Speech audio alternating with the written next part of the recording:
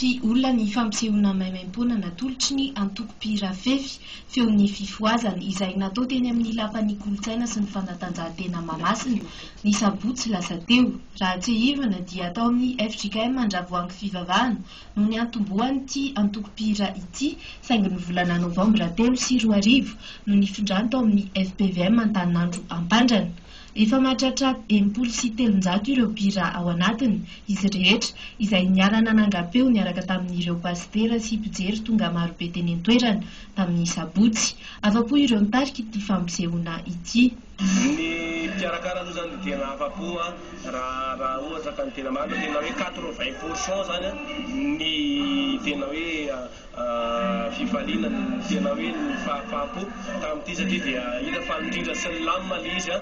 Ankoatra ny hira nefa dia nitrotro ambavaka ireo anala fanadinana rehetra ihany koa ny fefy ary nampanantena ny hanolotra seho afa-tsy hely izy ireo alorana vavaka indray ho an'ny fiainam-pirenena.